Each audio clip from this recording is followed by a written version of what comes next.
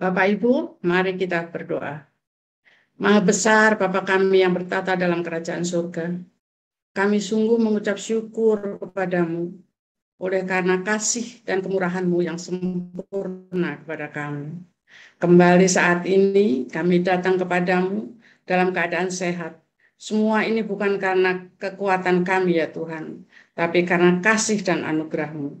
Tuhan, saat ini kami akan mengikuti webinar tentang realitas putar Paskah dalam konteks sosial religius peristiwa kematian Yesus bersama jemaat-Mu GKI Kota Wisata. Bapak Pendeta Daniel Setiabudi sebagai narasumber. Tuhan, kami serahkan Bapak Pendeta Daniel, kiranya Tuhan berkati agar apa yang beliau sampaikan dapat kami mengerti. Juga para petugas dan peralatan yang akan mendukung webinar ini. Tuhan, kami serahkan juga Bapak Ibu yang akan mengikuti dari rumah masing-masing. Kami serahkan webinar ini dari awal sampai akhirnya kepada tangan-Mu. Dalam nama Tuhan Yesus kami berdoa dan memohon. Amin. Amin. Terima kasih Om Maning. Nah, Bapak dan Ibu sekalian, kita sudah masuk ke dalam acara inti kita dan saya mau menyambut Kak Nina. Hai Kak Nina. Thank you Tasya. Silakan Kak Nina yang akan menjadi moderator kita malam ini. Baik. Bapak Ibu, selamat malam sekali lagi.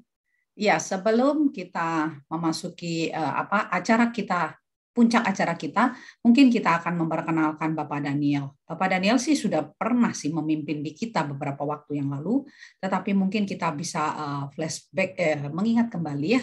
Boleh Bu Winda minta tolong di-share?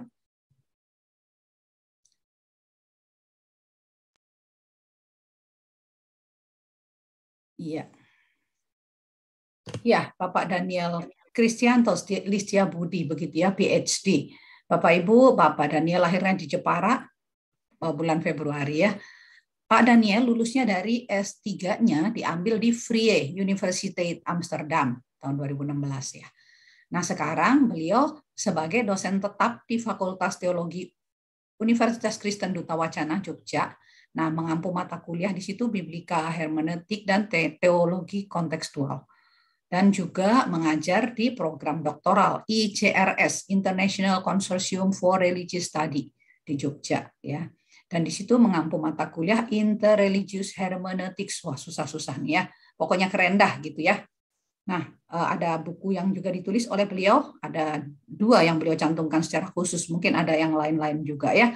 Itu bisa kita baca, Bukankah Hati Kita Berkobar-kobar. Itu upaya menafsirkan kisah Emmaus dari perspektif Zen secara dialogis. Dan yang kedua, Bergulat di Tepian, pembacaan lintas tekstual 2 kisah mistik. Nah, ini Dewa Ruci dan Yakub di Sungai Yabok. Waduh, ini mungkin menarik sekali ya. Nah, itu kira-kira Pak Daniel, nanti Pak Daniel akan memimpin kita menyampaikan topik kita pada malam hari ini. Nah, malam hari ini kita akan pergi ke naik mesin waktu begitu ya. Kita mau naik mesin waktu, kita kembali ke zaman Yesus. Jadi waktu itu bagaimana sih kondisinya gitu?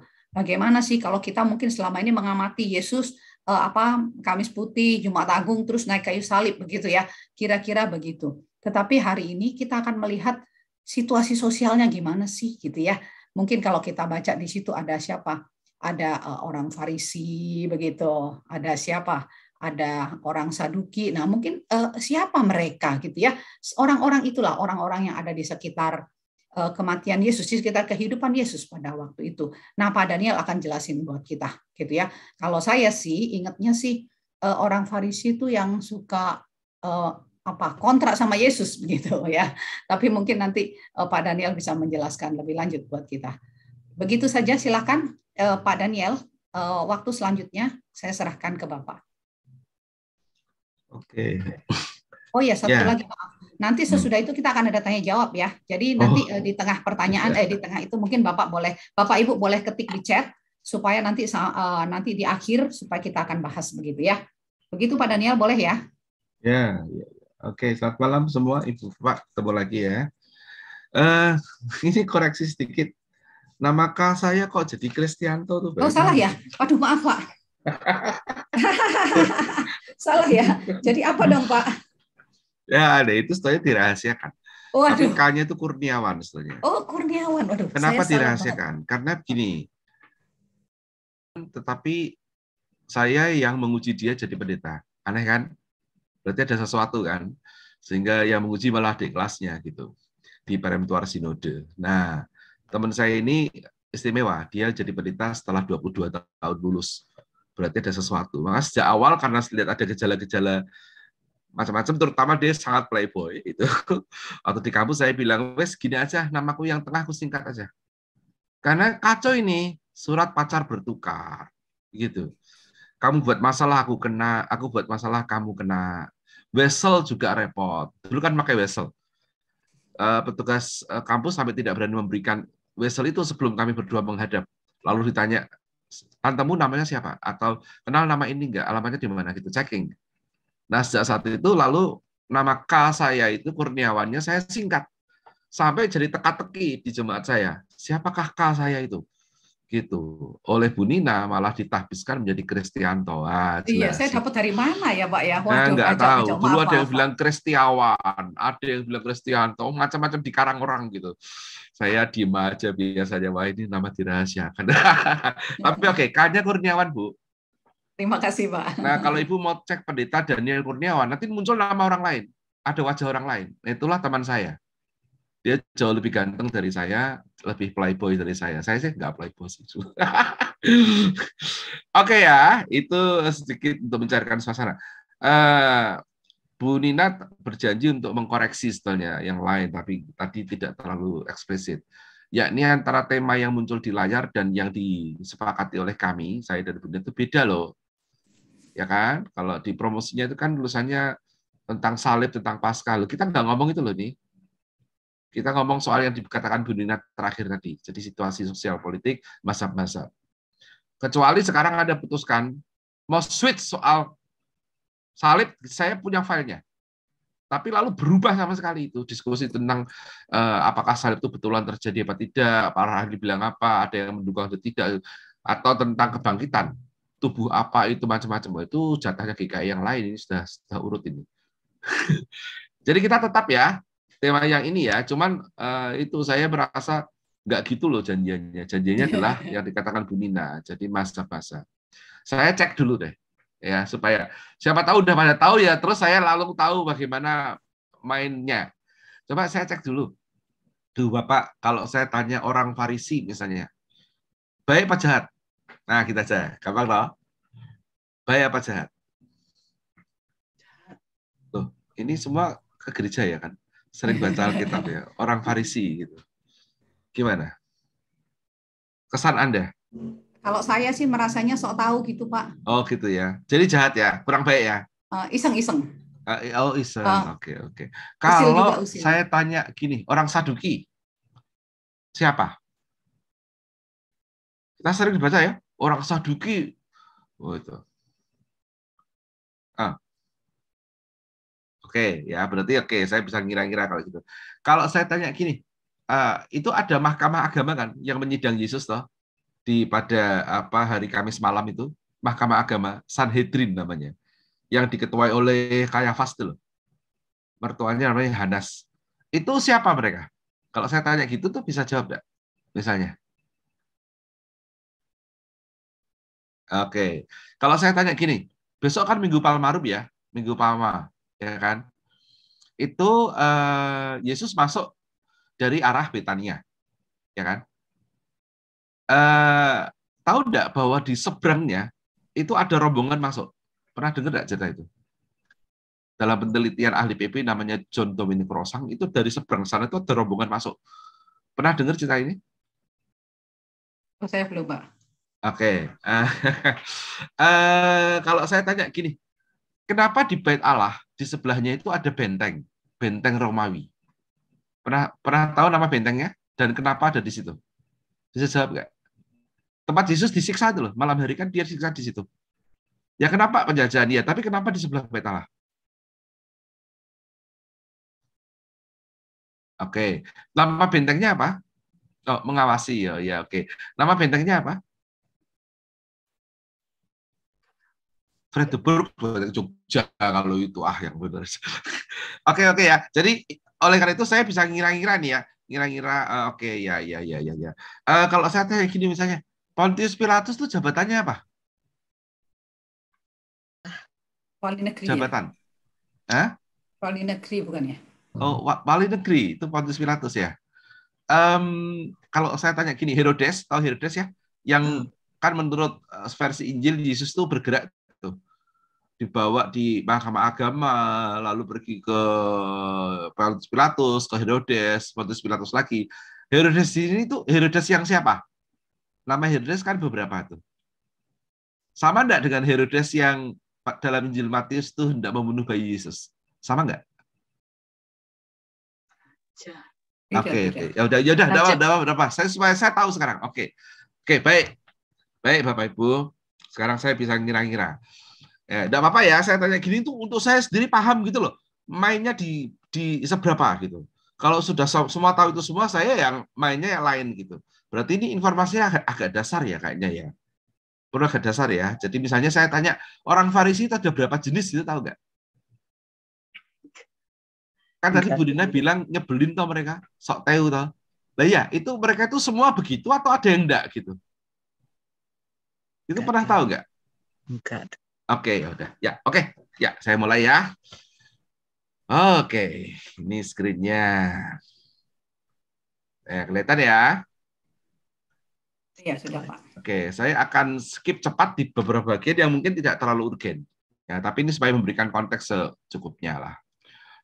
Nah, ini ceritanya begini. Kalau kita mau tahu situasi di zaman Yesus, itu tidak bisa dilepaskan dengan apa yang disebut Deuterokanonika. Nah, saya tanya dulu. Siapa yang pernah tahu Alkitabnya teman-teman Katolik? Pernah lihat? Ada di tengahnya ada kitab yang di tengahnya ada Deuterokanonika. Betul. Itu apa sih? Isinya apa itu? Masa ya nggak cukup habis PL selesai Maleaki, lalu kan kita langsung Matius. Kok mereka punya itu? Tobit, Yudit, Yesus ben Sirah, 1-2 Makabe, tambahan kitab Esther, tambahan kitab Daniel gitu. Itu apa itu? Ya? Ya, Bu? Halo? Pernah tahu enggak? Ya, kok jangan Bu Dina terus sih. Saya nggak enak nih. Iya, jangan. Bapak Ibu bantuin dong. Pernah lihat nggak Alkitab teman-teman Katolik lebih tebal? Tahu ya? Pernah tahu Pak, tapi belum tahu isinya. Belum tahu isinya. Oke. Isinya itu disebut Deuterokanonika. Jadi kalau dalam ibadah Katolik, mereka kan sebetulnya lebih duluan yang bacaannya banyak itu. GKI itu kan sebetulnya belakangan tuh agak niru-niru menurut saya. Mereka 7 bacaan. 7. Sekarang mereka jadi 5. Jadi ada dari 1 jadi 4, mereka jadi 7 jadi 5. Jadi mereka malah mengurangi. Itu biasanya ada di Deuterokanonika. Itu boleh, karena bagi mereka itu kanon. Kanon itu bagian ukuran Alkitab yang dianggap sebagai scripture. Kita enggak. Kita bilangnya begini. Yang kita bilang kanon itu ya PLPB. Yang tengah itu Deuterokanonika tidak kita jadikan kanon, maka kita tidak menyebutnya sebagai kanon, ya kan? Kita tidak pernah menjadikan itu sebagai bahan khotbah. Tidak ada pendeta kok khotbah begini. Bacaan firman Tuhan hari ini terambil dari 1 Makabe 3 ayat, tidak ada pernah. Atau dari tambahan kitab Daniel, tidak ada. Atau dalam kitab Yesus ben Sirah, tidak pernah itu. Nah, tapi di Katolik begitu. Itu karena soal masa lalu. Nah, kita ini karena tidak punya kisah-kisah di Makabe, maka kadang-kadang kita itu kurang tahu konteks sosialnya. Kok kenapa bisa ada orang Romawi tiba-tiba gitu? Pernah nggak penasaran? Loh, itu kok tiba-tiba ada orang Romawi, ada Herodes, ada apa? Ya, apa yang terjadi sebetulnya ini? Gitu. Ya. Nah, itu kerugian sebetulnya kalau kita tidak mengetahui. Tapi ya tidak apa-apa. Wong tidak mengetahui itu sudah cukup juga sih. Cuman kalau mau tahu, ini ada cerita di belakangnya yang terkait dengan Alexander Agung. Pernah dengar nama ini ya, Alexander the Great ya, pasti pernah dengar. Nama Arab itu Iskandar Zulkarnain. Maka kalau ada orang namanya Zulkarnain, Nia Zulkarnain itu sebetulnya nama Arab dari Alexander the Great, Iskandar Zulkarnain. Nah, ini ceritanya begini secara cepat. Saya share tunjukin cepat ya. Dia meninggal pada tahun 323 sebelum zaman bersama. Sekarang istilahnya SZB, dulu namanya before before Christ ya, BC. Sekarang kita nggak bilang itu lagi, dalam dunia ilmiah kita bilangnya BCE, before Common Era. Yang dulu dibilang AD, Anno Domini, sekarang namanya Common Era. Supaya tidak seolah-olah Kristen boleh dipakai untuk semua ilmu pengetahuan gitu, tidak adil kan. Maka sekarang istilahnya BCE, disingkatnya SZB sebelum zaman bersama, dan yang kita bilang Masehi itu sekarang ZB, zaman bersama, CE gitu bahasa Inggrisnya. Dia mati, dia meninggalkan kekuasaannya pada para jenderalnya. Yang terkenal itu dua, Seleucus dan Ptolemeus. Yang Ptolemeus itu di Mesir, yang Seleucus itu di Asia Kecil. Setelahnya ada lagi satu jenderal namanya Antigonus, tapi dia nggak terlalu mempengaruhi kehidupan Alkitab kita di PB, nggak terlalu Antigonus. Dua ini, Seleucus dan Ptolemeus ini nama jenderal yang lalu menjadi wangsa, ya, jadi wangsa yang berkuasa berabad-abad. Di Asia Kecil, Palestina itu jatuh di tangan ada satu kaisar, ya, salah satunya keturunannya namanya Antiochus Epiphanes. Ini sangat jahat, tidak disukai, ya, disebutnya Antiochus IV. Inilah kaisar yang diceritakan dalam kitab Daniel. Kitab Daniel itu ditulisnya sekitar tahun 167 sebetulnya, sekitar itu penulisannya, ya, figurasinya tentang orang ya, kenajisan. Nah, salah satunya ini karena dia itu tidak menghormati bait Allah, dia pernah mempersembahkan babi di altar. Bayangkan aja loh, apa nggak marah tuh orang Yahudi gitu kan. Nah, peristiwa ini peristiwa tadi itu ya, memicu pemberontakan yang dipimpin oleh seorang imam dari desa namanya Matatias. Ada pertengkaran di antara kelompok imam desa sama imam kota. Imam kota itu kurang profetik, kurang berani. Tapi imam yang desa itu tidak terima gitu melihat kenyataan bahwa Epiphanes itu menodai bait Allah. Nah, dia memberontak dan melakukan perlawanan bergerilya bersama dengan anak-anaknya. Salah satu anak yang paling terkenal itu namanya Judas Makabeus. Makanya ada kitab Makabe dalam Deuterokanonica itu dari nama Makabeus, artinya sang martir, membawa senjata itu martir, ya, palu gitu.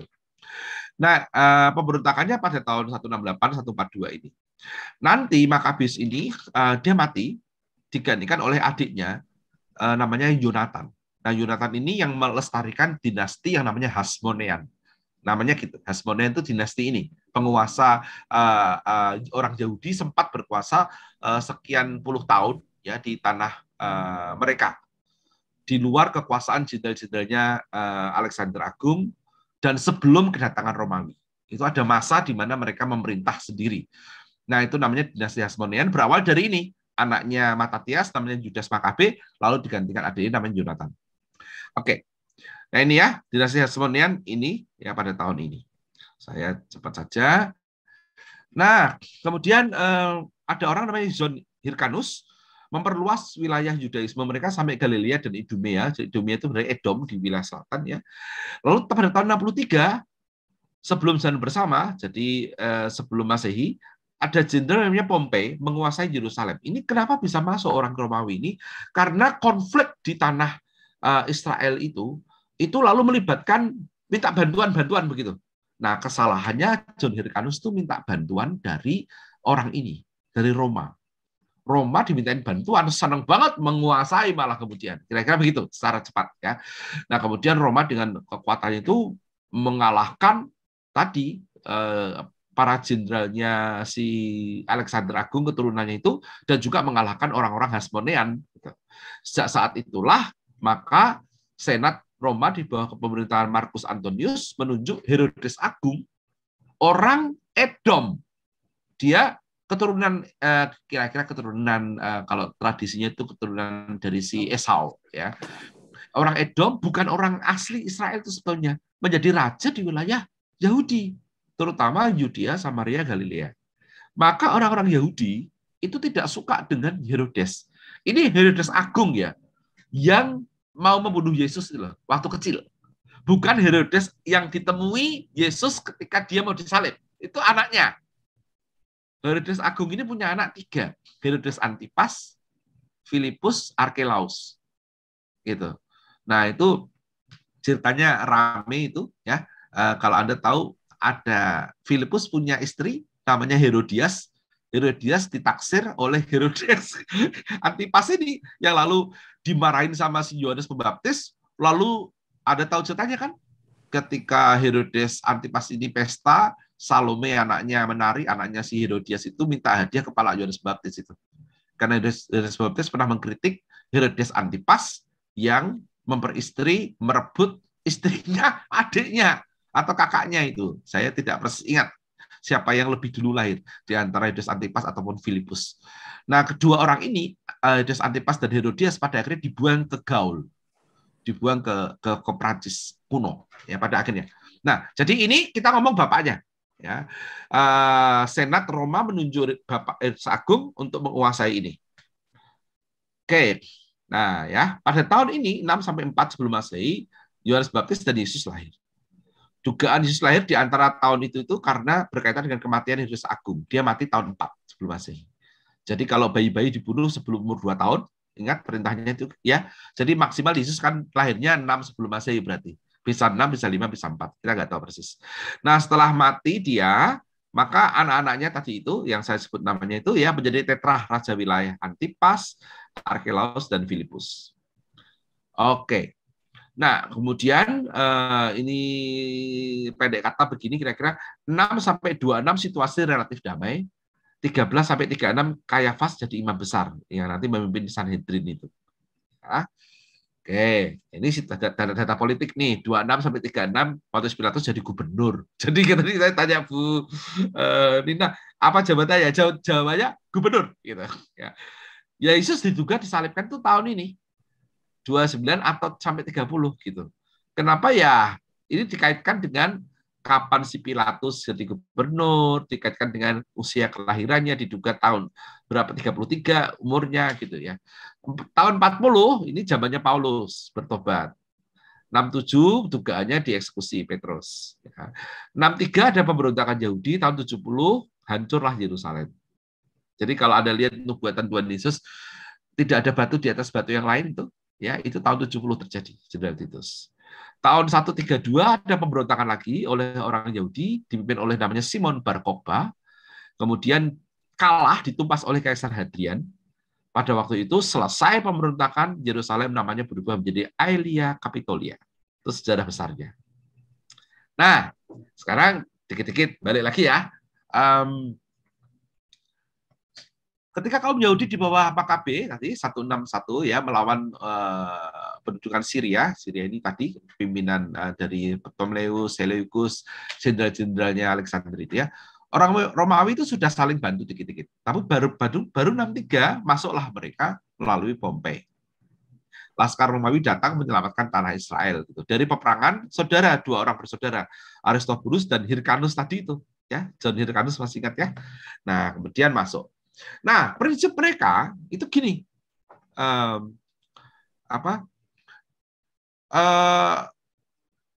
ya kalau mau menciptakan damai itu ya harus dikalahkan gitu, yang melawan. Jadi perang perlu untuk menciptakan damai. Nanti kita lihat prinsip ini. Ada seorang sejarawan Yahudi namanya Flavius Josephus yang sangat terkenal. Anda bisa mendownload tulisannya, judulnya The Bello Judaico atau Jewish War. Anda cek aja di YouTube, ada di internet, Anda bisa dapat PDF itu. Dia mencatat apa yang terjadi mengenai zaman-zaman itu, ya pemberontakan orang Yahudi melawan Romawi. Itu biasanya sumber yang dipakai oleh para ahli PB untuk mengkonstruksi sejarah Yesus. Salah satu yang dipakai adalah catatan dari Flavius Josephus selain Injil-Injil. Nah, intinya sekali lagi orang Romawi itu dalam catatan perang Yahudi Josephus itu pokoknya dia pikirannya sederhana aja, menciptakan damai dari taklukan dengan perang tangan besi. Gitu. Prinsipnya si vis pacem para bellum ini pepatah mereka. Si vis pacem kalau mau damai para bellum siapkanlah bellum perang. Nah, tentu saja di Israel ada kelompok yang berseberangan dengan posisi ini. Tapi sama prinsipnya. Jadi mereka melawan orang Romawi, tetapi prinsipnya pakai pedang gitu. Ada kelompok gitu. namanya Sikari atau Seloti. Kalau masih ingat, nama murid Tuhan Yesus salah satunya ada yang namanya Simon orang Selot. Ingat ya? Coba kita tes. Tolong Mbak Natasha MC kita. Sebutkan nama 12 murid Yesus. Teka-teki Alkitab. 12 murid Yesus. 12 murid Yesus. Simon, terus Andreas, Yakobus, Yohanes, Filipus, Bartolomeus, Matius, Thomas, Yakobus, Yudas anak Yakobus, terus Simon sama Yudas Iskariot. Oh, baru 11. Ya oke. Tapi ada Simon Selotes kan? Masih ingat? Simon Selotes. Orang Selot. Nah, Selot itu ini kelompok Yahudi yang gayanya sama dengan Roma, yakni kalau mau mendatangkan damai, bawa pedang, perangi musuhmu. Gitu. Kelompok ini. Jadi biasanya kelompok muda, anak-anak muda, radikal sekali, mereka bawa belati. Nah, maka mereka disebut juga Sikari. Nah, oleh karena itu di diskusinya, selain Simon Selotes, ada satu orang murid Yesus yang namanya juga dikaitkan dengan Sikari. Diskusinya. Yakni, siapa? Yang ada Sikarinya namanya. Siapa? Kak Natasha. Murid Yesus yang namanya ada Sikari. Oh, dia terkenal ini. Kalau malam Kamis Putih itu namanya disebut-sebut seluruh dunia. Yudas bukan ya? Iya. Yudas Iskariot itu ada dua kemungkinan. Pertama, Yudas orang Keriot. Satu daerah. Kemungkinan kedua, Yudas Iskariot. Sikari. Dia kelompok ini. Jadi ada kemungkinan ini kita belum tahu yang mana. Para ahli suka diskusi begituan. Tapi yang sudah pasti adalah Simon Selotes. Nah, kalau mau tahu yang teorinya Yudas Iskariot, saya kasih tahu teori namanya De Quincey. Ya, saya akan ceritakan sedikit teori ini. Menarik sekali ya, walaupun mungkin Anda akan jengkel. Jadi menurut teori De Quincey, itu dimunculkan dalam film yang dulu tidak boleh terbit di Indonesia. Sekarang mah gampang. Zaman dulu, zamannya Pak Harto. Judulnya The Last Temptation of Christ. Sekarang Anda bisa lihat, cari film itu juga mudah di internet. Dulu ada yang main William Dafoe. The Last Temptation Jesus Christ. Itu teorinya De Quincey. Jadi gini kira-kira. Yesusnya itu ya pahlawan, tapi yang lebih pahlawan itu Yudas. Gitu. Kok bisa? Gini loh.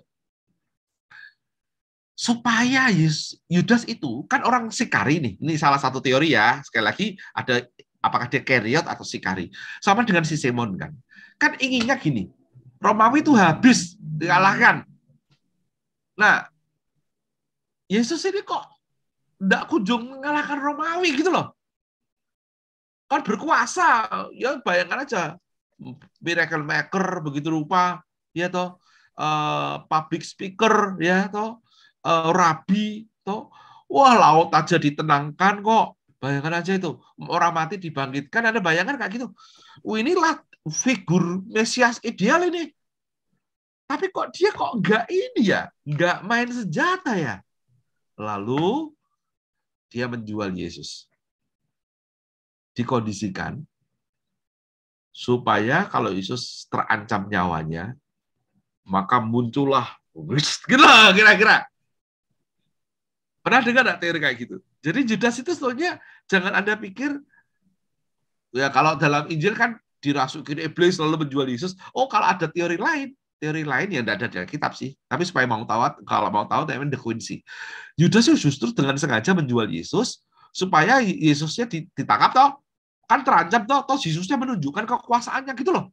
Lalu terjadilah gerakan massa mengalahkan Romawi gitu pikirannya. Salah satu teorinya, teori De Quincey. Nah, kalau mau lihat ini, aplikasi itu film The Last Temptation of Jesus Christ. Itu nanti tokohnya itu Judas. Cerita itu. Yesusnya takut-takut. Mau disalib takut-takut gitu. Didorong oleh Judas. Kamu tuh juru selamat apaan? Ayo, jangan takut. Gitu, lucu. Makanya film itu kan tidak boleh dilihat kalau tanpa penjelasan teologis ya. Karena Yesus itu gambarnya turun dari salib, ya. Turun dari salib lalu kawin sama Maria, Marta punya anak, gitu, punya anak, lalu dia dengar Paulus khotbah, lucu kok, Paulus khotbah tentang Yesus yang mati menebus dosa, dia bilang, loh salah, ini aku masih hidup, nggak peduli, aku nggak khotbah tentang kamu, aku khotbah tentang Yesus yang aku yakini, begitu.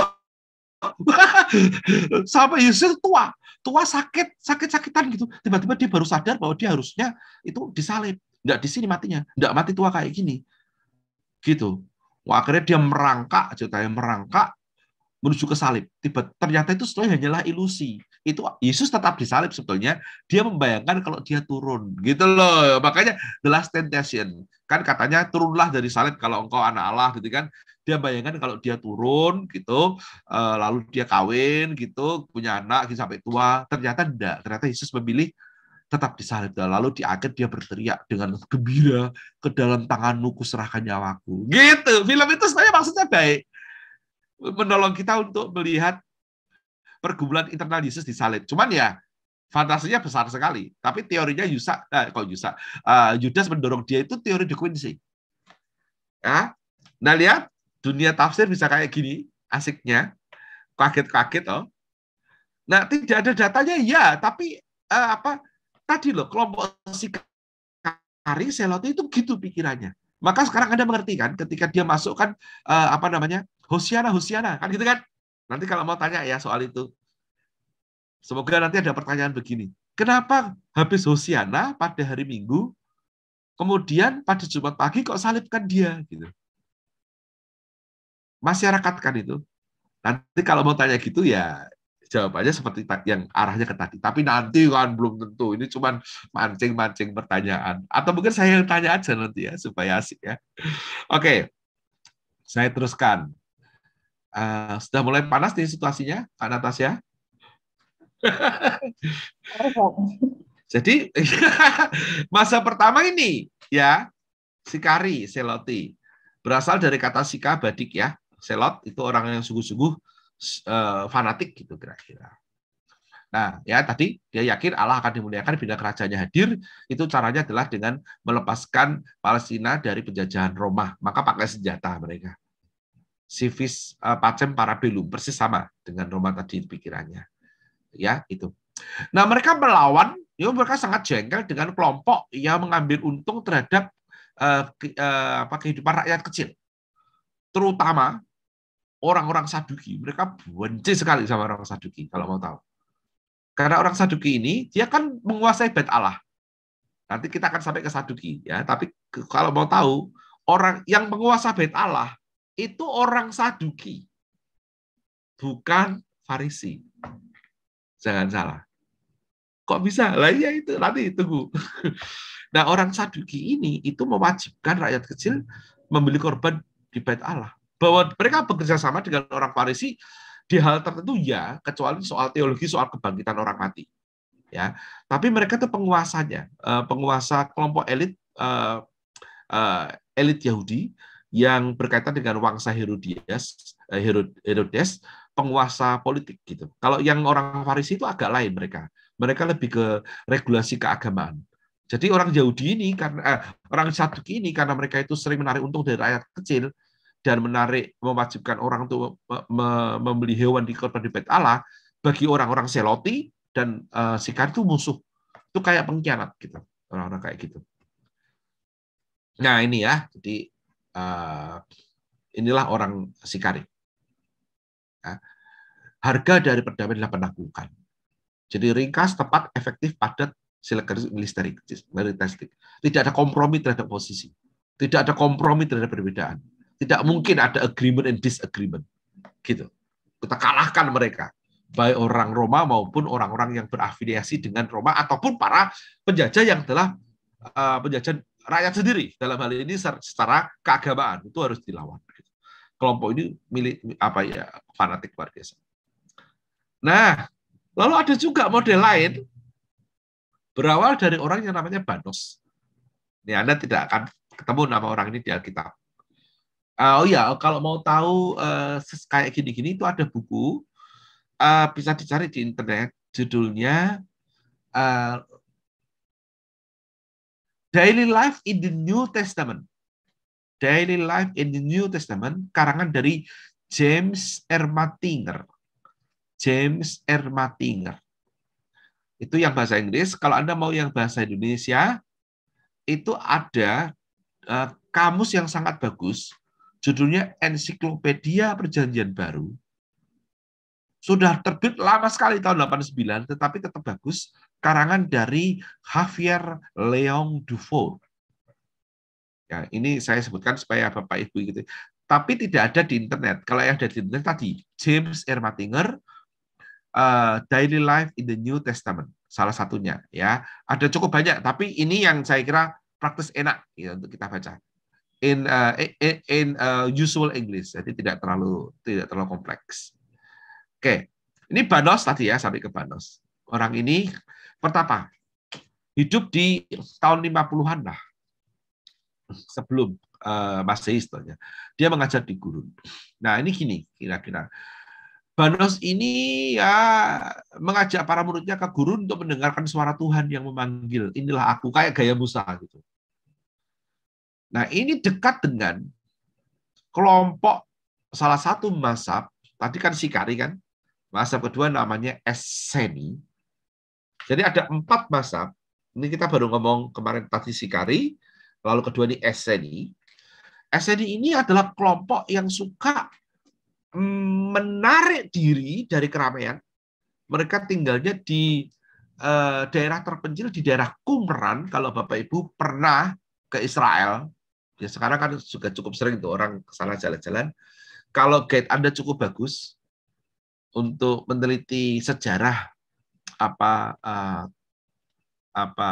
persoalan-persoalan PB, terutama mengenai kehidupan keimaman, itu Anda akan diajak ke daerah namanya Qumran, Khirbet Qumran.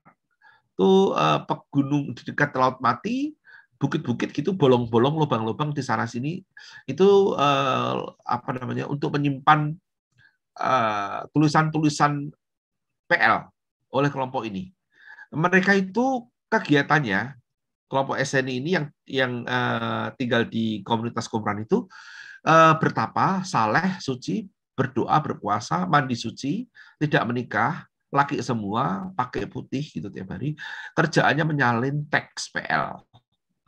Nah, teks-teks itu disimpan di guci-guci, disimpan di tadi lubang-lubang di bukit-bukit itu. Dikasih tanda-tanda gitu, tanda lubang gua nomor berapa. Nah, pada tahun 70 ketika Yerusalem dihancurkan tadi kan oleh Jenderal Titus itu, kelompok ini dengan cepat menyembunyikan bahan-bahannya di situ. Baru terbongkar salah satu teks Yesaya paling lengkap itu tahun 1947.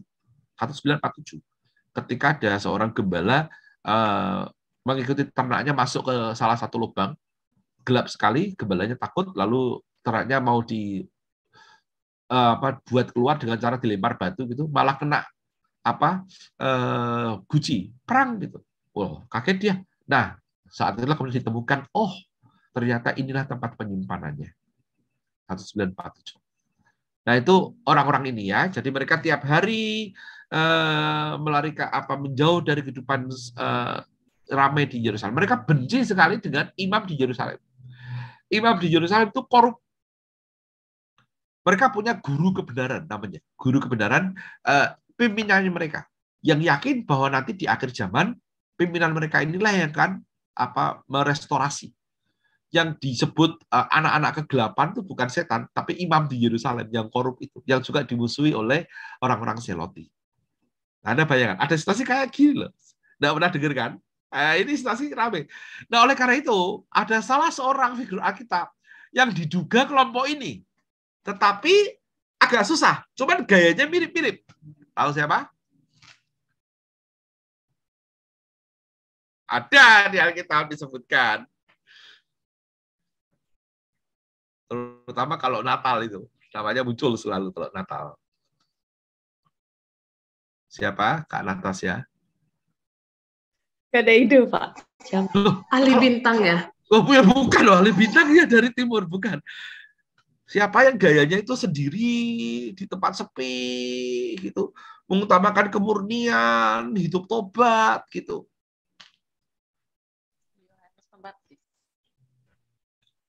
Natal disebut pasti. Ya, menjelang ya setelah Natal lah, tapi disebut lah pokoknya menjelang Natal lalu biasa disebut Yohanes Pembaptis. Iya, Yohanes Pembaptis. Hanya yang nggak cocok, ada cocok ada nggak cocok ya. Yang nggak cocok tuh gini, Yohanes Pembaptis itu membaptis semua orang, ya kan? Kalau mau ini enggak, ya mereka sendiri apa namanya mandi suci gitu. Tetapi gagasan menyepi sendirian di padang gurun gitu, itu mirip. Nah, Yesus sempat dikira anggota kelompok ini. Sempat. Banyak itu diskusi, apakah Yesus itu belajar dari kelompok SNI? Jawabannya, enggak. Enggak. Kenapa? Kalau Yesus tidak mungkin kelompok ini? Sama tahu. Yesus masih bergaul juga sama yang lain. Ya, betul. Yesus bergaul, bahkan dia makan bersama dengan orang berdosa, ya kan? Dia pergi ke perjamuan kawin, ya kan? Nggak mungkin gitu. Tetapi gagasan dia orang suci, apa itu mirip. Nah, oleh karena itu, supaya tahu Yesus itu siapa sebetulnya, masuk kelompok mana? Apakah dia seloti, sikari? Enggak, tapi muridnya ada orang selot. Ayo. Terus Judas tadi kemungkinan selain Keriot, sikari. Juga ada cerita bawa pedang. Kami punya 2 pedang, gitu kan? Yesus bilang, cukup. Gitu.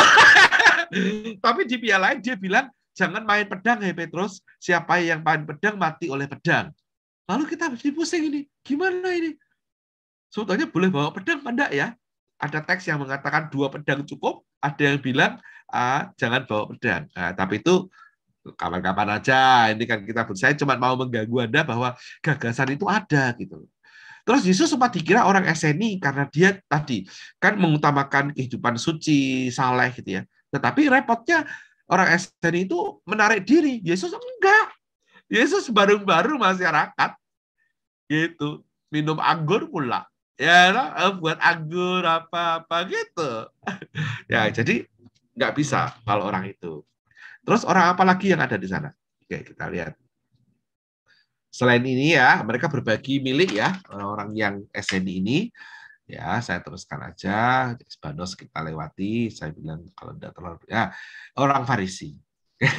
Ini dia favorit kita. Orang Farisi itu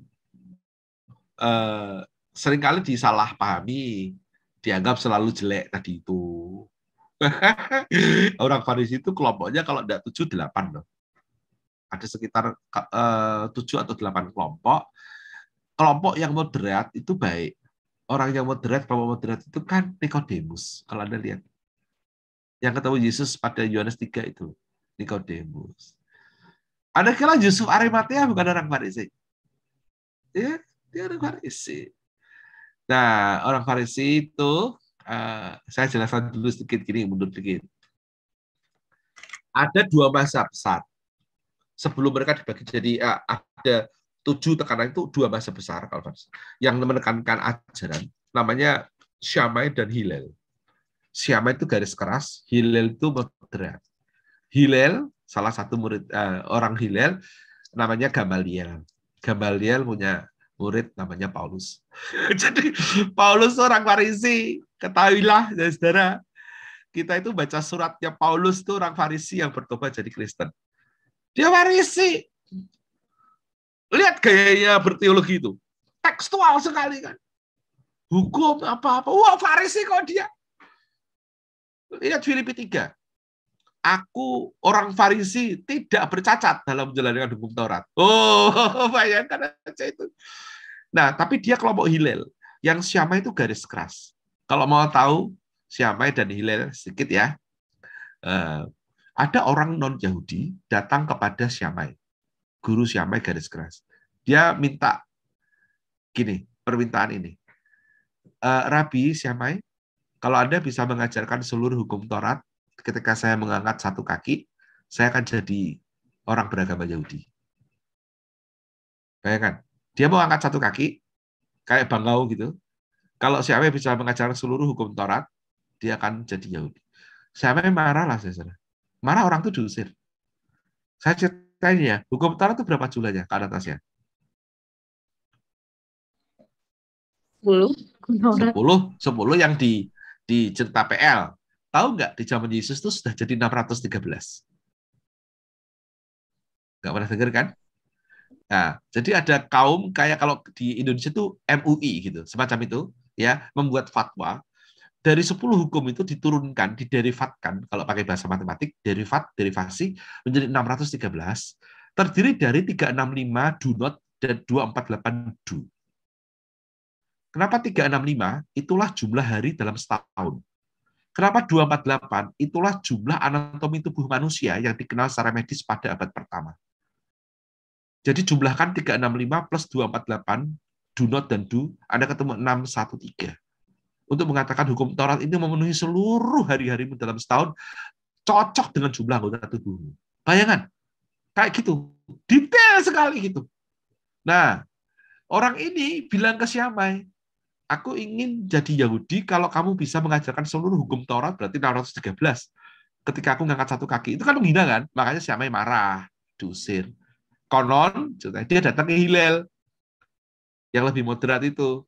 Tapi Hillel, kalau Anda bisa mengajarkan seluruh hukum Taurat, ketika aku mengangkat satu kaki, aku jadi Yahudi. Hillel dijawab, oke. Coba ya, kita mulai. Nah, bayangkan aja tuh. Ya, orang itu mengangkat satu kakinya, set, gitu. Terus Hillel ngomong begini, segala sesuatu yang kamu tidak ingin orang perbuat padamu, jangan perbuat pada mereka, itulah itu hukum Taurat, yang lain tambahan. Selesai. Segala sesuatu yang kamu tidak ingin orang lain perbuat padamu, jangan perbuat pada mereka, itulah inti hukum Taurat, yang lain tambahan. Habis gak orang itu? Itu Hillel, ya. Hillel terus Gamaliel Paulus. Pernah dengar gak soal beginian? Asing toh? Nah, Yesus itu apa enggak orang Farisi toh? Lebih dekat orang Farisi daripada Esseni atau Seloti. Dia tuh tahu teks macam-macam. Tapi dia kok diusir orang Farisi? Lah itu ya. Tapi kok ada yang datang ke dia malam-malam? Nikodemus. Lah itu makanya orang Farisi itu tidak hanya satu. Yang jelek itu banyak. Tapi itu tidak hanya satu. Kalau mau tahu yang saya sering cerita kalau di kelas sampai mahasiswa itu geli-geli itu adalah salah satu dari jenis Farisi. Salah satu ya. Itu namanya blooding Pharisees. Blooding Pharisees. Orang Farisi berdarah. Nah, kok bisa? Nah, gini. Dia meyakini bahwa perempuan selain istrinya itu bisa membawanya ke dalam nafsu seksual. Kalau melihat perempuan.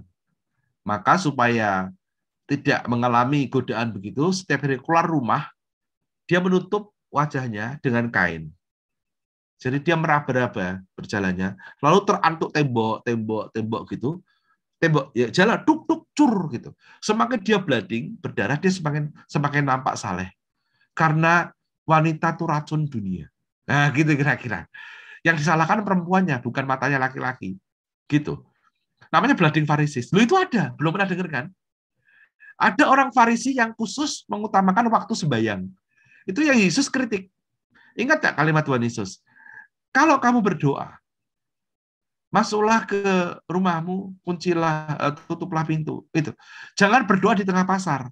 Jangan berdoa di persimpangan jalan. Tahu ya? Itu karena ada orang Farisi yang memang kekasannya adalah pada waktu doa. Nah, masalahnya itu mereka begini. Waktu doa itu kan ditetapkan kan? Karena ada jam-jamnya itu. Nah, 113 tadi saya sudah bilang. Nah, misalnya ya, marilah kita mengasumsikan jam 10 pagi itu waktu doa. Misalnya. Orang ini sengaja nih keluar dari rumahnya jam 10 sekitar kurang sekian supaya nanti dalam waktu sekian menit itu persis dia di perempatan jalan. Nah, pas jam 10 di perempatan jalan, dia berdoa. Jadi Anda jangan ngira orang itu kok gila ya, kok berdoa di perempatan jalan. Oh enggak, dia mazhab doa. Dia dianggap oleh orang lain, oh luar biasa ya dia. Memenuhi waktu doa. Bahkan di perempatan sekalipun dia tetap berdoa. Sebetulnya dia sengaja ngitung supaya persis di perempatan jalan. Bisa begitu. Maka Yesus bilang, mengkritik. Orang yang begitu sudah menerima upahnya, yaitu dilihat orang. Itu banyak kan tuh. Tapi kalau yang baik-baik, kayak Nikodemus, baik ada. Yusuf Arimatea, bayangkan kuburnya diberikan. Jadi jangan sama orang Farisi itu jangan digebyah-uyah gitu loh. Kasihan itu gara-gara guru sekolah minggu. Saya kira guru sekolah minggu itu kalau sama orang Farisi itu gemesnya enggak karu-karuan. Padahal enggak semua jelek loh. Ya kan? Betul enggak kan Natasha? Ada guru sekolah minggu kan? Ini ada juga guru sekolah minggu. Ya oke. Saya teruskan sedikit ya orang Farisi mana tadi. Ini agak rileks gini aja ya supaya enak ya. Jadi ini orang Farisi, dia kelompok dominan di Yudea Galilea, mereka berkuasa atas sinagoge. Mereka yakin Bait Allah bukan satu lokasi bagi Yudaisme. Ingat, penguasa Bait Allah adalah orang Saduki. Bukan orang Farisi.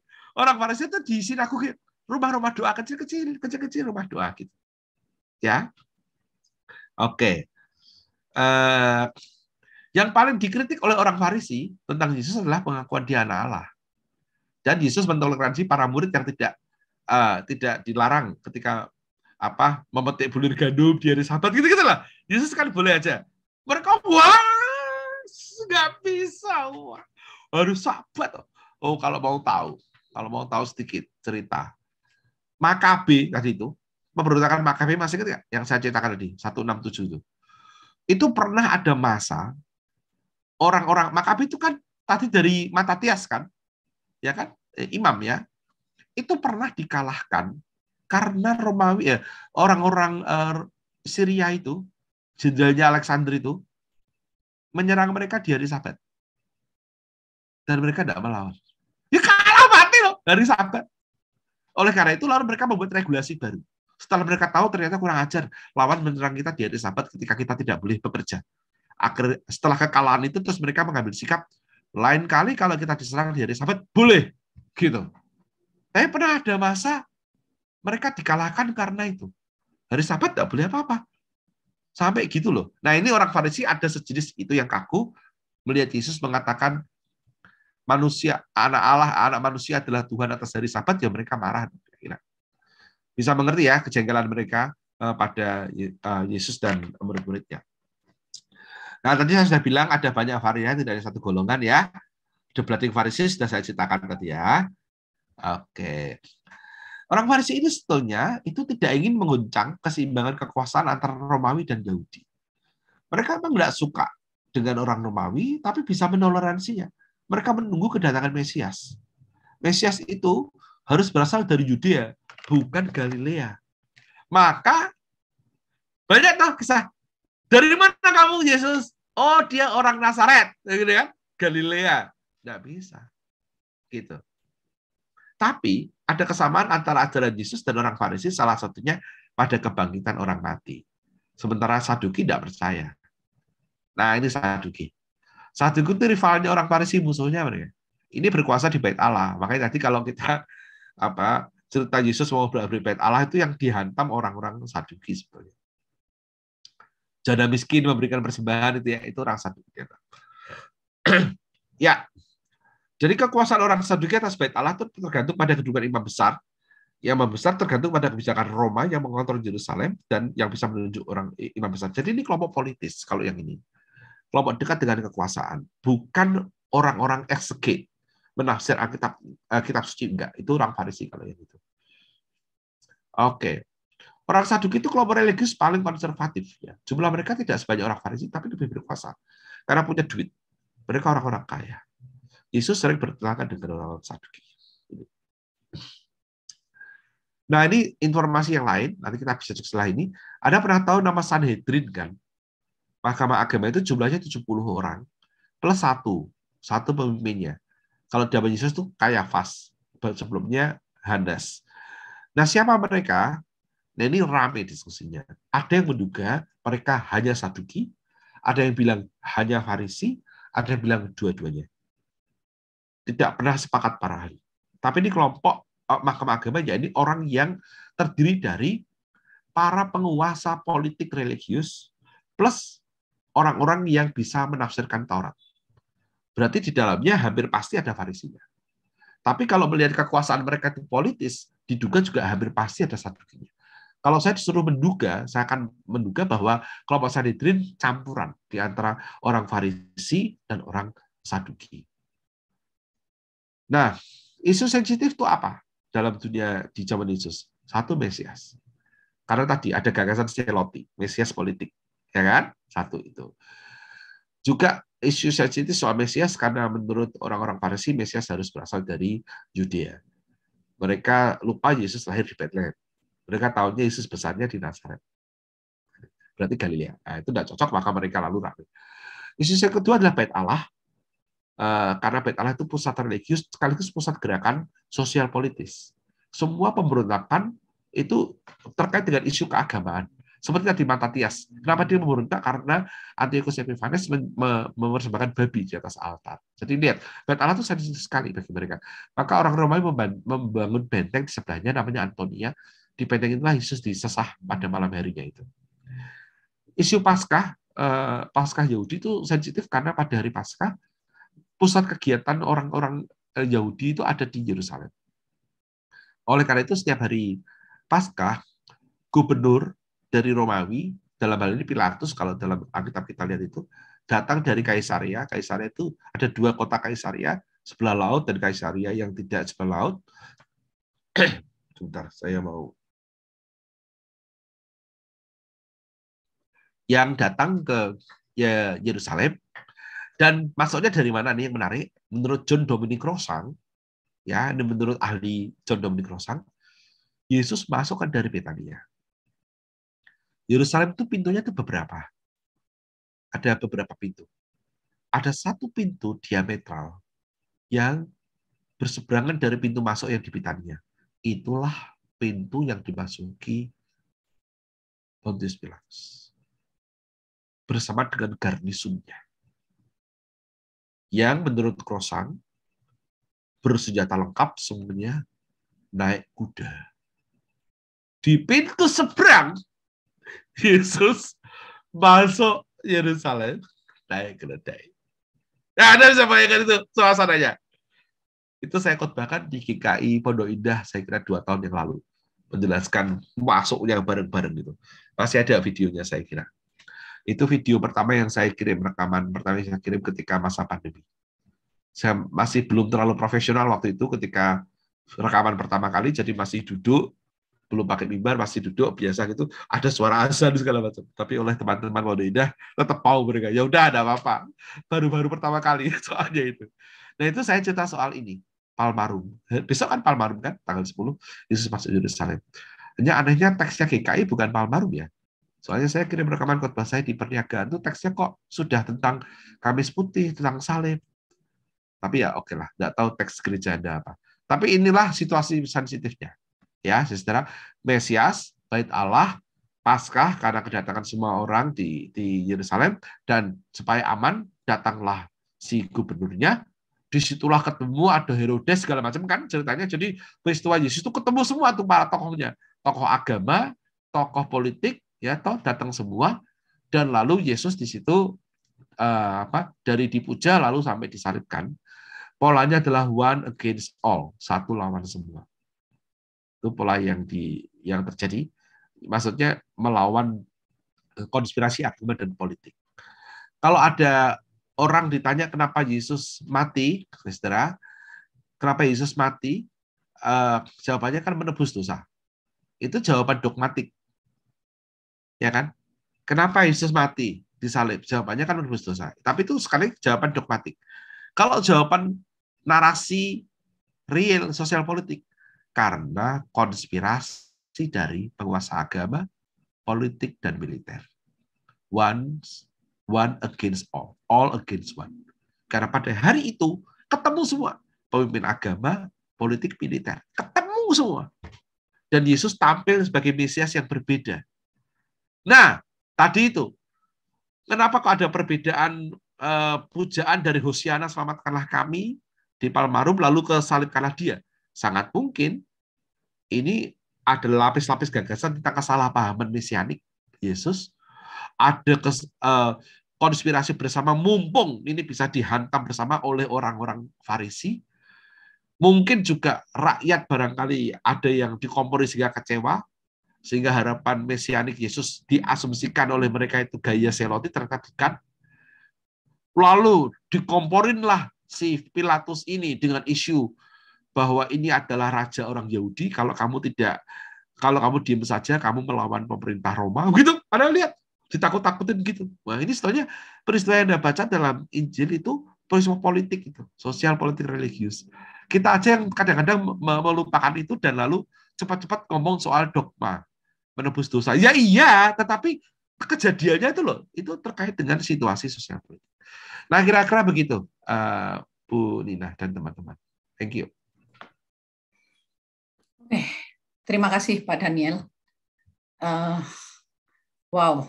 Jadi kalau saya banyak yang belum tahu juga Pak, terus terang. Jadinya jadi tahu gitu ya. Mungkin Bapak Ibu yang ada di sini masih ada yang penasaran gitu apa gitu ya. Mungkin boleh wah ini sudah ada ini Pak, satu Pak. Dari Pak Dani ya Pak ya. Ini.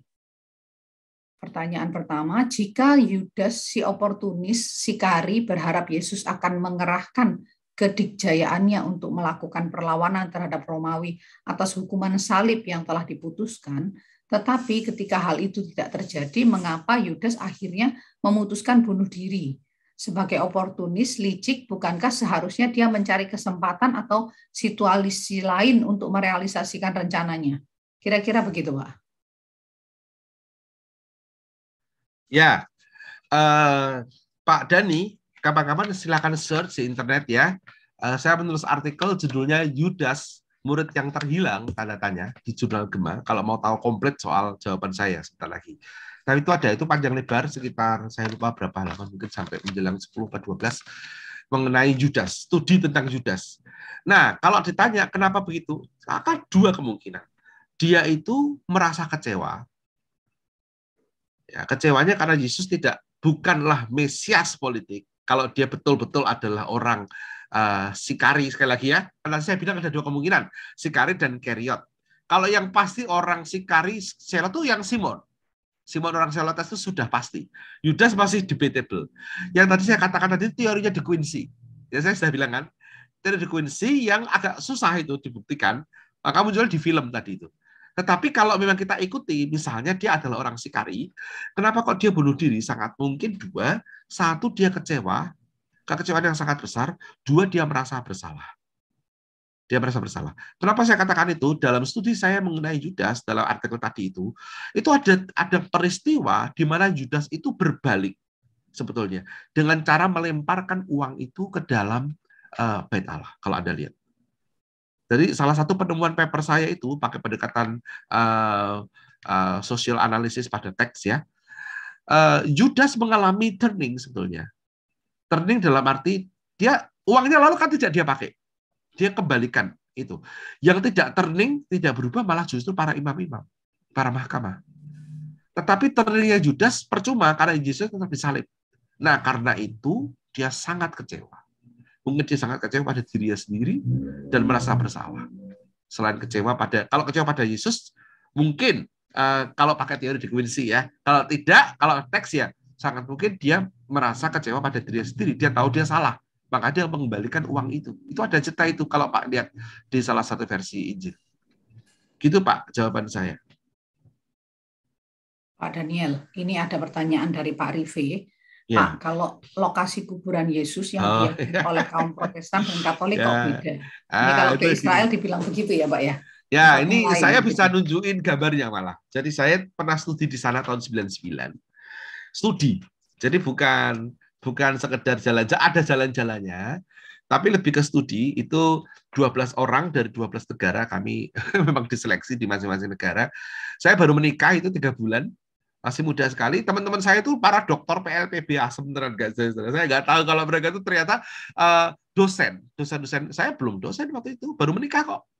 Baru menikah tahun 99, saya nikahnya Oktober 2098, Januari akhir 99 sampai Paskah itu saya di sana studi bersama dengan 11 teman yang lain. Saya baru tahu kalau mereka ternyata ngajar di Swiss, ngajar di Amerika Latin gitu. Nah, enggak tahulah sinode saya agak gila gitu, ngutus orang muda gitu kira-kira. Tapi malah senang sih bisa belajar. Jadi ini tim studi ya. Bahwa kami jalan-jalan kemana-mana ya, tapi dipimpin oleh seorang doktor bidang studi Alkitab PL dan antropolog. Dia dua dokternya, namanya Patty Shelley. Pimpinan kami yang lain adalah orang yang jadi narasumber dari peacemaker di Yerusalem, namanya Calvin Schenck di Tantur Ecumenical Institute. Nah, jadi saya akan mengatakan data yang saya dengar dari mereka, yang kami juga datangi tempatnya. Ya, mungkin mengecewakan, bahkan di forum para ahli biblika 2 tahun lalu, setahun yang lalu, ketika saya ngomong soal ini, soal Golgota kubur Yesus, mereka beberapa itu bukan hanya tidak percaya, tapi marah. Lalu saya tunjukkan buktinya. Saya tunjukkan foto, saya tunjukkan bukti, saya akses pustaka, saya tunjukkan ensiklopedia. Teman-teman tertentu yang lebih tenang, bukan yang marah-marah, membantu saya menunjukkan ini, sampai akhirnya mereka lalu tidak bisa apa-apa. Kecuali mengakui bahwa data mereka yang seringkali berasal dari cerita sekolah minggu atau dari tour guide. Tour guide loh, keliru semua. Menurut saya keliru dalam arti tidak kuat secara ilmiah. Sekali lagi nggak ada yang paling benar. Tetapi pertanyaan Bapak tadi itu membawa saya ke diskusi ini. Ya, sebelum ngomong soal kubur, saya ngomong soal Golgota dulu aja, supaya tahu nanti kubur Kristen Partai Katolik nanti tak ceritain. Ya, soal Golgota dulu ya. Tapi boleh enggak open camp? Saya mau tahu wajah Bapak Ibu dalam ketika saya tanya pertanyaan ini, lalu nanti jawabnya pakai raise hand. Boleh enggak? Agak banyak yang open camp. Saya mau tahu perubahan wajahnya. Oke, gitu ya, lumayan ini. Pertanyaan saya sederhana. Jawab sesuai dengan yang Bapak Ibu yakini ya. Ya. Siapakah di antara Bapak Ibu 46 orang peserta ini yang menganggap bahwa Golgota adalah sebuah bukit? Raise hand di situ. Raise hand pakai fitur. Sekali lagi, pertanyaan sederhana.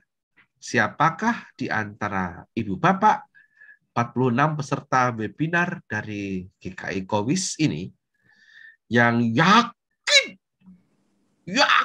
seyakin-yakinnya bahwa Golgota, tempat Tuhan disalib, adalah sebuah bukit? Ada 13 yang yakin. Berarti yang 33 tidak yakin ya. Oh, 15 bertambah. Oke, sudah. Turunkan tangan sekarang. Baik. Salah satunya adalah Pak Freddy, ya kan? Nah, saya mau bercakap-cakap dengan Pak Freddy dulu. Pak Freddy, mohon sediaannya bercakap-cakap dulu, Pak ya. Ya, Pak. Bagaimana atau apa alasan sehingga Bapak yakin kalau Golgota itu bukit? Dari lagu-lagu sekolah minggu sih. Ya, betul. On the hill far away. Gitu ya? Ya. Di bukit yang jauh. Gitu ya Pak Freddy ya? Selain lagu itu juga dari cerita sekolah minggu. Ya, cerita sekolah minggu. Dan film. Biasanya cerita sekolah minggu itu gurunya gambar ada gunung, bukit, di tengahnya salib Yesus yang paling tinggi, di sampingnya yang penjahat itu. Nonton kita film King of Kings, Jesus of Nazareth, naik, gitu kan? Ya. Tapi Pak Freddy, apakah Bapak bisa menemukan di Alkitab kata Bukit Golgota? Tidak pernah saya baca, Pak. Belum pernah. Kalau Bapak bisa menemukan, mintalah semua yang saya punya. Saya berikan. Tapi kalau tidak bisa, saya hanya minta satu aja dari Bapak. Berani nggak? Jangan berani, Pak. Pasti Bapak kalah. Nggak ada. Nggak ada, Pak. Di Alkitab tuh nggak ada Bukit Golgota, beneran deh. Saya Bukit beritahu yang Tengkorak ngarang ya? lagu, nggak ada. Nanti saya jelaskan. Sebetulnya saya bisa tunjukin gambarnya pula, tapi saya harus buka file dulu. Gini, yang ngarang lagu On the Hill Far Away, The Old Rugged Cross, saya yakin belum pernah sendiri pada waktu nulis lagu itu ke Israel. Ya, pasti. Maka ya mungkin karena dia juga mendengar dari cerita-cerita. Maaf ya Bapak Ibu, Golgota itu bukan bukit. Satu. Tapi betul dia tempat rada tinggi itu betul. Tepatnya Golgota itu adalah batu tingginya 22 meter. Batu padas tingginya 22 meter. Ya. Di sebelahnya itu salah satu jalan masuk ke Yerusalem, kota Yerusalem. Di tembok Yerusalem itu temboknya luasnya tingginya 55 meter tembok itu. Jadi orang di atas tembok kalau lihat Golgota itu ke bawah lihatnya, bukan ke atas. Karena Golgota itu tingginya 22 meter. Nah, fakta ini dikuatkan dengan kalau Anda ke Israel, Anda akan diajak ke gereja yang namanya Gereja Makam Suci, Holy Sepulchre Church. Yang saya katakan ini Anda langsung cek di Google ya, silakan aja. Holy Sepulchre Church. Itulah Golgota. Di gereja itu ada lantai lapis 1 dan lapis 2. Anda akan diajak ke lantai lapis 2. Di sana itu ruangannya rada tidak sebesar ruangan di bawahnya, ya, karena itu adalah puncaknya. Itu ada di situ 7 altar milik 7 sinode yang bertengkar menentukan di mana persis salib itu ditancapkan. Saking ramainya bertengkar berabad-abad, supaya aman, pintu gereja Makam Suci itu sudah berabad-abad dipegang oleh turun-temurun keluarga Muslim. Sedih ya? Bayangkan itu. Itu sebelahan kok, altarnya sebelahan. Wah, seandainya memang Anda mau ini, saya bisa siapkan gambarnya. Saya punya maket Yerusalem abad pertama, yang saya ambil di sana ketika studi. Golgota itu ya tadi itu, batu putih 22 meter. Tinggi memang dibandingkan tanah di sekitarnya, tapi dibandingkan tembok kota di sebelahnya, itu orangnya lihatnya ke bawah. Tembok kota itu bisa dilintasi oleh 2 kereta. Tingginya 55 meter. Bayangkan aja, 55 meter lihat ke benda tinggi 22 meter kan ke bawah. Nah, itu. Ini membuat seorang jenderal dari Inggris pada awal abad 19 itu tidak puas. Maka dia mencari-cari di tanah Israel sana itu, di Yerusalem, tempat yang menyerupai bukit. Dan dia mendapatkan satu lokasi yang dia yakin di luar kota, ya memang di luar kota, yang dia lupa adalah tembok kota itu dihancurkan, dibangun. Jangan lupa tadi saya cerita soal tahun 70 kan. Ya kan?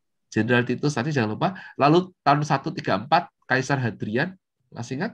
Ketika menghabisi pemberontakan Simon Bar Kokhba. Jadi batas tembok Israel itu tuh, tembok kota Yerusalem itu berkali-kali maju gitu loh. Nah, orang ini itu orang jenderal ini mempertimbangkan batas tembok yang sudah dibangun berkali-kali. Jadi dia mencari jauh di luar kota, ketemu suatu bukit. Yang bukit karang, yang dia yakini itulah Golgota. Di bawah bukit itu terminal bis. Nah, di dekat situ ada makam yang orang meyakini makam Yesus, padahal pasti bukan. Tapi itulah yang kebanyakan orang datangi, namanya Garden Tomb. Karena ada makam, ada taman, ada makam yang kosong gitu, ya. Saya yakin bukan. Karena tadi itu pasti batasannya adalah tembok Yerusalem yang bukan yang zaman Yesus. Nah, sementara yang Holy Sepulchre itu di dalam kota. Tetapi kota yang dibangun di kapan gitu? Itu di luar kota tembok zaman dulu sebetulnya. Yerusalem kuno, Yerusalem itu dibagi 2, modern dan kuno. Yang kuno dibagi jadi 4 atas pemenang pemerintah modern ya, kelompok Yahudi Islam, Kristen, dan Armenia. Sekali lagi, Yerusalem sekarang itu dibagi dua, modern dan kuno, yang kuno dibagi jadi 4. Nah, yang pas jalan menuju Holy Sepulchre ini, itu melewati daerah Islam. Tapi lalu masuk ke daerah Kristen. Persis di situ. Jadi kalau Anda mau menentukan tembok yang mana, ya kita repot. Temboknya itu sudah hancur, dibangun berkali-kali. Nah, kalau gitu, di mana makam Yesus? Kebanyakan orang kan mengatakan di dekat Holy Sepulchre.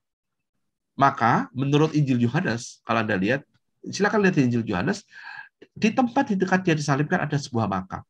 Nah, kalau Anda ke Holy Sepulchre, gereja makam suci itu, Anda turun ke bawah, di lantai 1, ya, Anda akan melihat satu bangunan kosong.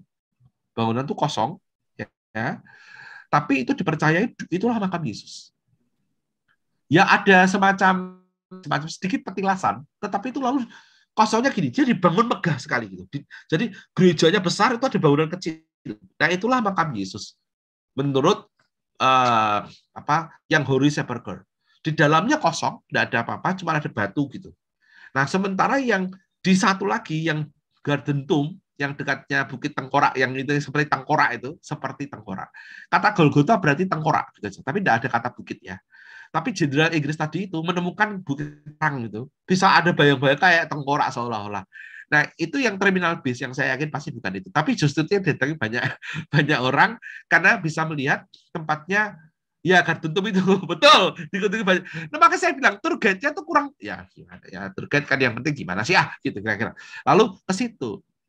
Nah, menurut Patty Shelley, pemimpin saya yang arkeolog tadi, dia bilang yang Garden Tomb itu dia yakin ya itu ya. Jadi itu kan ada apa namanya lubang gitu masuk ke kubur ya. Di dalamnya itu ada dua petilasan, jadi 2 tempat tidur untuk makam, 2, tidak hanya 1 loh, 2. Nah, Anda nggak kira kan? Anda pikir yang 1, enggak, 2 yang itu. Lalu di depannya itu ada lubang sedikit. Anda pasti mengira itu untuk batu kubur yang didorong. Saya juga kira gitu, ya. Patty bilang no. Ini itu pasti kuburnya orang miskin. Dia bilang, loh, kok bisa tahu? Gini, menurut dia ya, itu yang di dalam tidak hanya 1 kan? Kita lihat, oh ya 2. Oke. Terus ini celah di antara temboknya itu dan sedikit di depan, yang kita bayangkan batu menggelinding. Kata dia enggak, itu tuh tempat untuk makan hewan. Nah, tapi Patty bilang ya, tapi ini pasti nggak disukai oleh orang Kristen, data seperti ini. Orang lebih suka membayangkan disinilah Yesus apa-apa gitu. Memang menarik sih kubur itu tuh saudara, kan kita ingin lihat dalamnya ya, yang Garden Tomb ya. Kalau kubur yang satunya yang sudah tidak kelihatan kubur, yang bangunan yang di Holy Sepulchre itu kan tidak lagi berasa kubur walaupun orang masih ke situ ya. Tapi kalau yang Garden Tomb kan kayak kubur betul gitu. Itu kalau ada masuk sih menarik sih, tetap menarik ya. Karena ada tulisannya gini, ditulis sih pakai bahasa Inggris. He is not here. Gitu. Ada tulisan, he is not here. Jadi kita masuk itu kayak baca tulisan dia tidak ada di sini gitu kira-kira. Ya itu jawaban saya. Jadi kalau dibilang orang Katolik Protestan, ya yang di Holy Sepulchre itu ada 7 tadi itu saya bilang 7. Itu ada yang Katolik, ada yang Anglikan, 7. Tidak hanya Protestan, tidak hanya 2, 7. Dan mereka rame gegeran tempat di mana. Memang ada yang paling favorit. Saya soalnya punya foto-foto ini. Cuma ya saya butuh waktu untuk membukakan. Kapan-kapan kalau mau. Itu yang paling favorit tuh yang paling banyak datang itu ada batu putih dikasih kaca di atasnya. Batu padas. Saya sih cenderung meyakini yang itu. Maksudnya yang Holy Sepulchre itu, bukan yang ditemukan jenderal Inggris itu, tempat Golgota. Lebih sesuai gitu. Karena temboknya tembok abad pertama, kota abad pertama yang diruntuhkan. Sementara yang jenderal itu pakai tembok yang abad kesekian gitu, yang sudah berkali-kali melebar. Tapi itulah, kadang-kadang kalau Anda datang ke Israel, betul-betul studi arkeologi, Anda kecewa karena harusnya bilangnya di sini mungkin gitu. Yang pasti tidak salah adalah Getsemani. Itu masih ada taman itu. Pernah dihanguskan tahun 70 oleh Jenderal Titus, dibakar, tetapi akarnya masih sehingga dia tumbuh dan tumbuhnya memekar ke samping, tidak ke atas bukit tanaman zaitun. Itu iya, kalau itu tidak ada seorang ahli pun yang menolak bahwa itu Getsemani, the real one, ya itu pasti. Tapi di mana dia disalib, debat tadi dua itu, walaupun kalau saya sih meyakini yang Holy Sepulchre itu. Kuburnya berarti yang di bawah itu, di bawahnya dia. Yang lain-lain itu agak sulit membayangkan. Misalnya ada gereja namanya Beatitude, gereja ucapan bahagia. Ya, para ahli ya akan ketawa gitu. Oh, Yesus kan masuk di satu tempat gitu. Mungkin tuh dia keliling-keliling dikumpulkan. Ya, tapi itulah.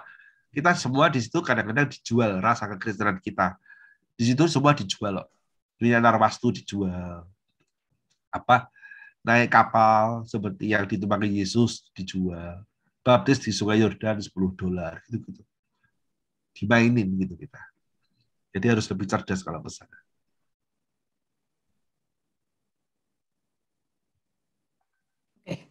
Sudah terima kasih Pak Daniel. Jam 9 loh. Nah, kayaknya waktu juga yang harus memisahkan kita. Ya, terima kasih Pak. Mungkin sebelum kita akhiri, mungkin Bapak bisa memberikan closing statement begitu Pak untuk webinar kali ini. Ya, saya sih menyarankan Ibu Bapak untuk melengkapi diri kalau mau mengetahui cerita Alkitab, melengkapi diri dengan data-data sekitar dunia Alkitab itu. Paling bisa diakses itu ensiklopedia. Ya, jadi saran saya milikilah ensiklopedia untuk mengetahui dunia di sekitarnya. Sehingga lalu para tokoh itu bisa lebih hidup. Gitu. Itu kalau mau menstudi dinamikanya. Saran saya begitu.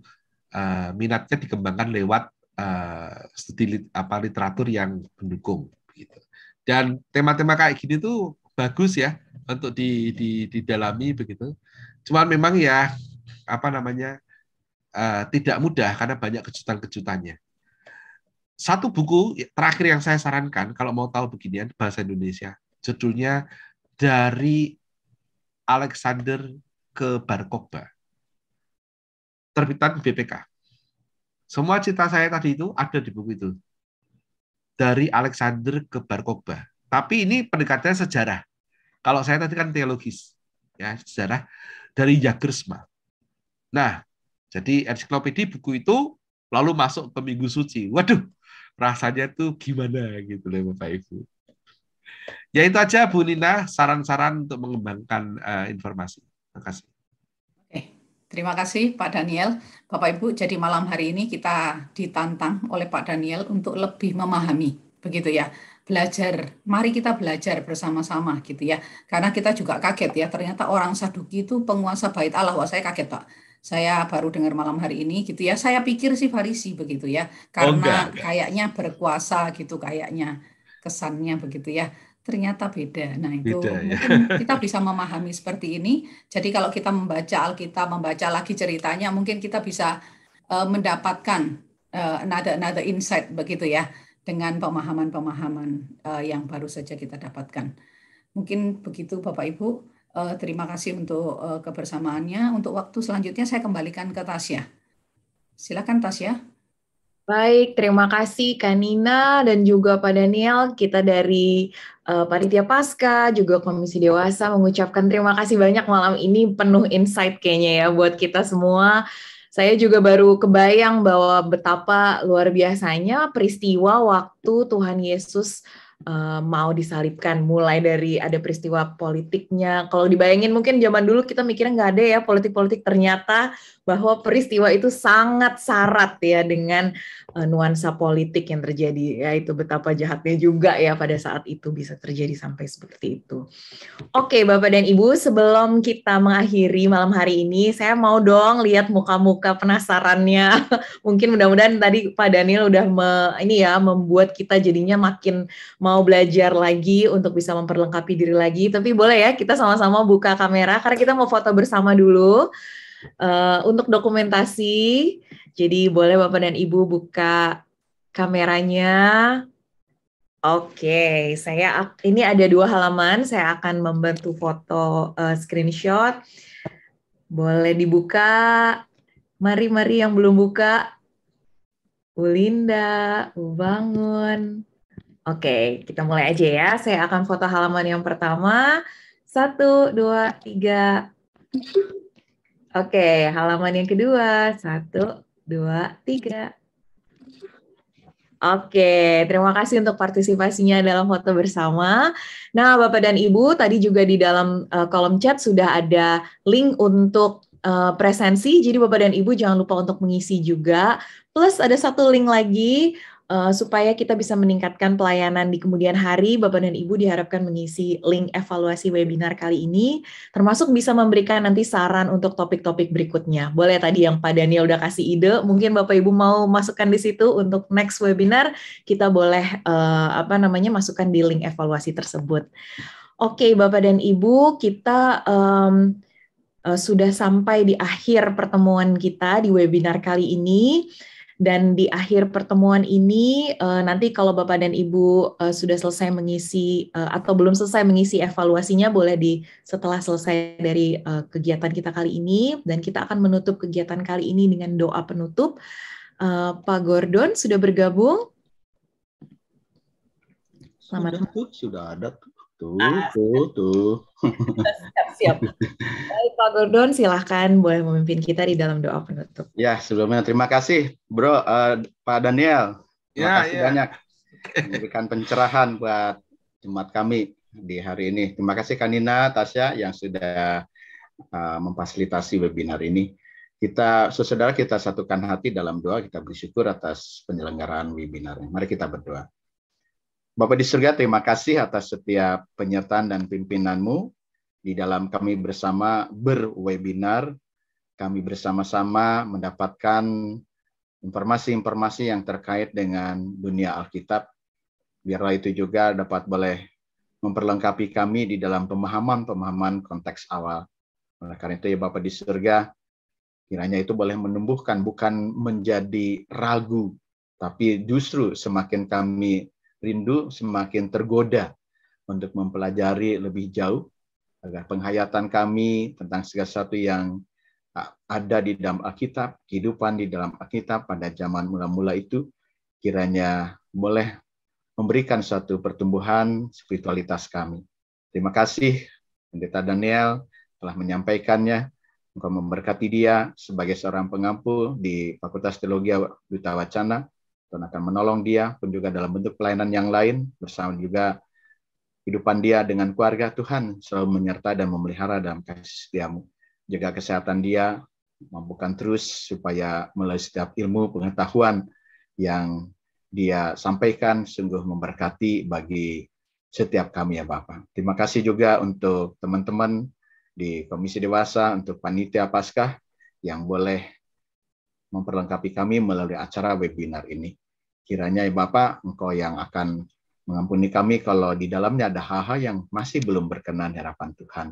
Engkaulah yang sempurna di atas segala-galanya. Hari, malam semakin beranjak larut, Tuhan akan tolong kami pada saat kami akan istirahat tidur setelah kami beraktivitas sepanjang hari ini. Kiranya damai dan sejahtera Tuhan selalu mendekap kami agar kami boleh tenang dalam istirahat malam nanti. Dan biarlah kami boleh diberi kesempatan untuk menyambut hari yang baru, hari esok, tapi juga di dalamnya ada semangat dan kekuatan baru untuk terus sukacita hidup di dalam Tuhan. Terima kasih Bapak, inilah doa syukur kami. Di dalam nama Tuhan kami Yesus Kristus kami berdoa. Amin. Terima kasih. Amin.